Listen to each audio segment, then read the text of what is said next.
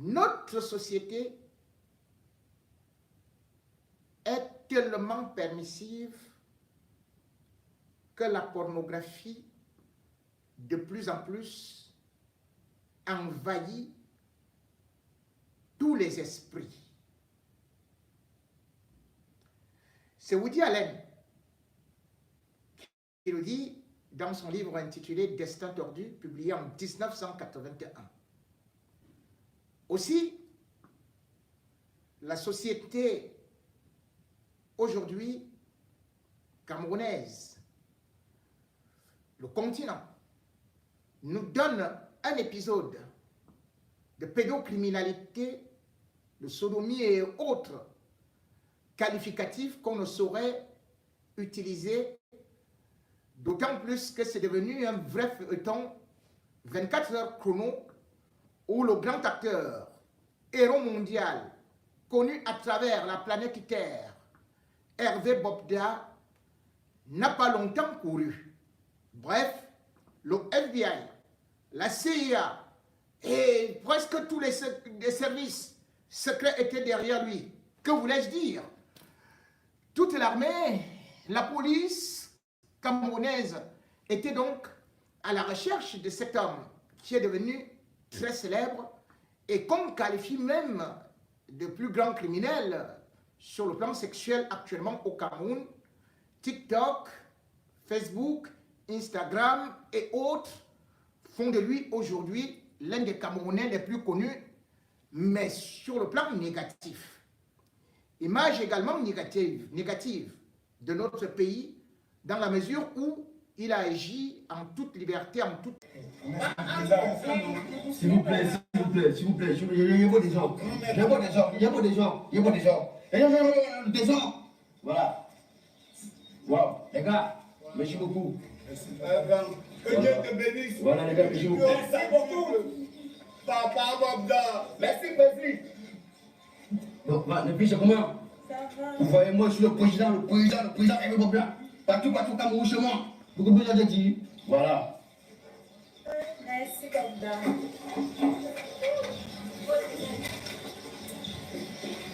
Non, non. C'est quoi? Vous connaissez l'argent de quoi? Bon, tu vois ton bonheur, je fuis. Seigneur. Bon, les filles. Bon, si ça ne vous dérange pas, vous pouvez venir entrer dans la voiture, on va en bâtir pour essayer de prendre un pot et puis on va parler quoi. Pas de problème, tu pars où? C'est toujours comme ça que tu rates tes opportunités. Aider à mettre on ne marche plus à la fille. Ah, bon, je veux que tu me demandes le prêt, je t'ai prêté mes poils et tout ça. On doit mes poils qu'elle était. On va partir. Vous partez où? Vous partez où? Donc tu vois ton bonheur,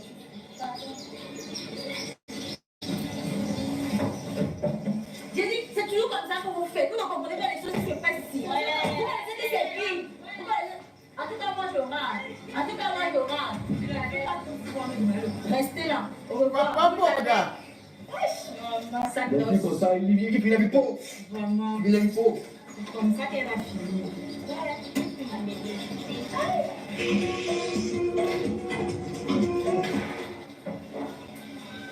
Mais ça allait bien. Voilà. Oui, Michel, je suis d'accord.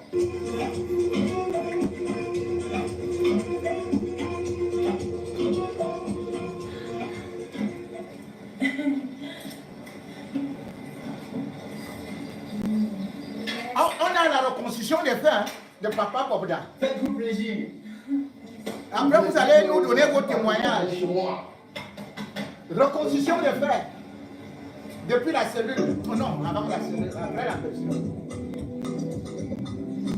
Papa Bobda.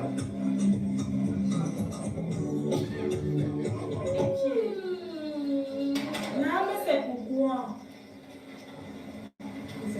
Je demande si elle va là, c'est pourquoi? C'est que ça me dès qu'il est Reconstitution des faits.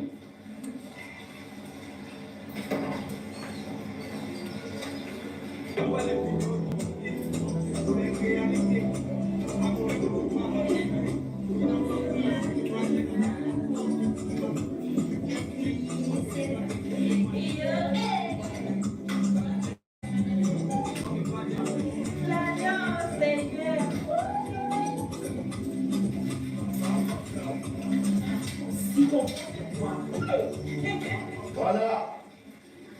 Connaissez le boufou? Le Fojida.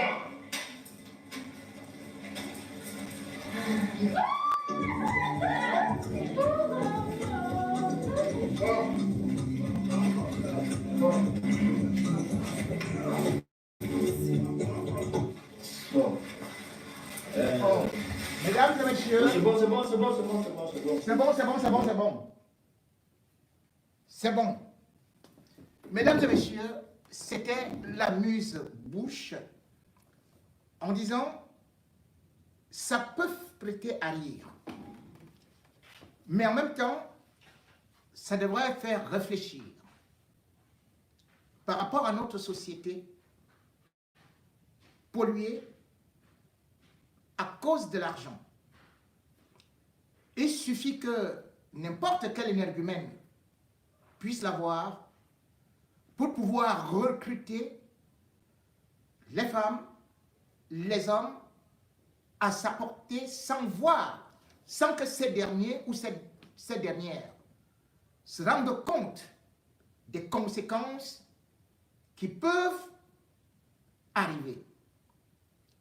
L'histoire de Papa Bokda, Hervé Bokda, on ne pourrait pas dire qu'on l'ignorait, puisqu'il y en a trop au Cameroun. Sauf que peut-être les réseaux sociaux ont amplifié ça cette fois-ci.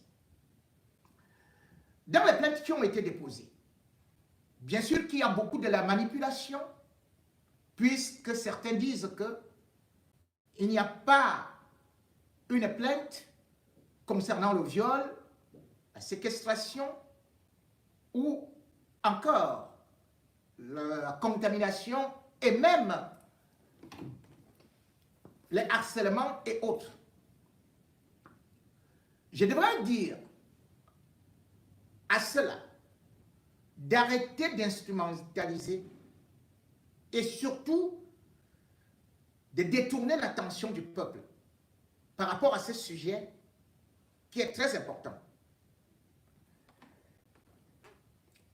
Effectivement, il y a des plaintes qui ont été déposées.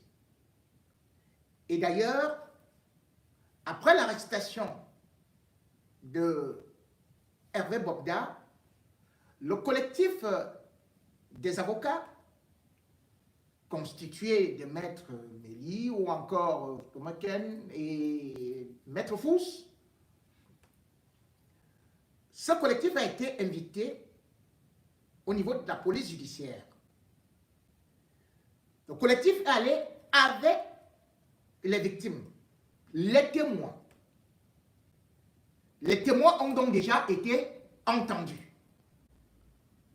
Contrairement à ce qui a été annoncé, ce n'est pas le délégué général à la Sûreté nationale qui a ordonné l'arrestation d'Hervé Bokda, même s'il y avait déjà une plainte ou des plaintes.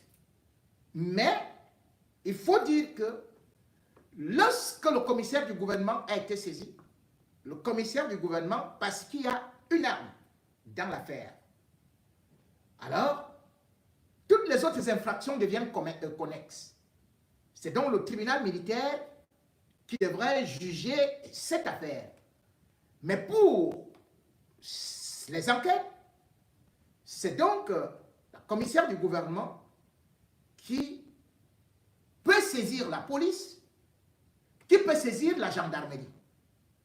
Madame la commissaire du gouvernement a donc préféré confier ce travail à la police. Ce qui signifie que ça reviendra toujours au niveau du tribunal militaire si des infractions sont retenues. Beaucoup de gens ont dit que ce n'est qu'une accusation concernant le port d'armes. Bien évidemment, les peines peuvent être très négligeables. C'est-à-dire l'article 267 du Code pénal qui punit de 3 mois à 1 an d'emprisonnement et l'amende varie entre 50 000 et 300 000. Ça, c'est ce côté-là. Mais maintenant, y a-t-il eu d'autres plaintes concernant les agressions sexuelles, concernant les viols? Oui. Il faut se dire que l'une des femmes aussi ayant porté plainte par rapport à ces violences s'est retrouvée, avait d'abord été agressée, celle qui déclenche la procédure, avait été agressée dans un restaurant. Et lorsqu'on l'a entendu, Hervé Bobda, il a dit que c'était sa copine. Mais la femme a nié qu'il n'y avait aucune relation sentimentale ou plutôt sexuelle entre les deux. Les enquêteurs sont encore sur cette piste et vont d'abord faire des confrontations en attendant d'autres éléments puisque la plainte et les victimes sont en train de se signaler. Au ministère de la Femme, également, la ministre avait indiqué qu'il y a un département ou alors il y a un service qui est chargé du suivi psychosocial et aussi pour accompagner certaines victimes. D'autres victimes ont préféré ne pas passer par des collectifs, mais prendre des avocats qui devraient donc aussi être entendus. C'est donc dire que la procédure enclenchée n'est pas une moindre, même si nous connaissons généralement que parfois au Cameroun, les affaires peuvent faire beaucoup de bruit au début, le temps que ça finisse comme un soufflet ou alors une bulle de savon sous le soleil.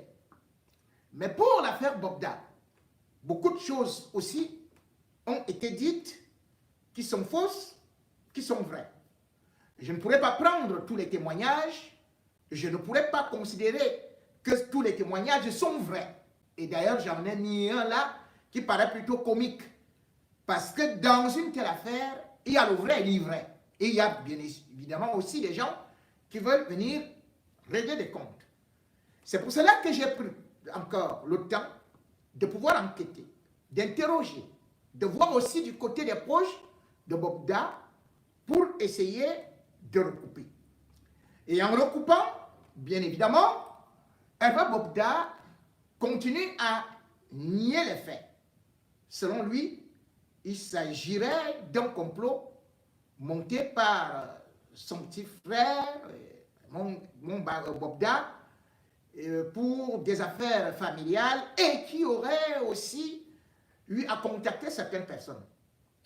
Mais toujours est-il que, concernant certains faits qui lui sont reprochés, Hervé Bobda ne pourrait pas dire qu'il est innocent au regard de son passé sulfureux, au regard de ses agissements, au regard surtout de ceux qui aujourd'hui se retrouvent dans le dossier.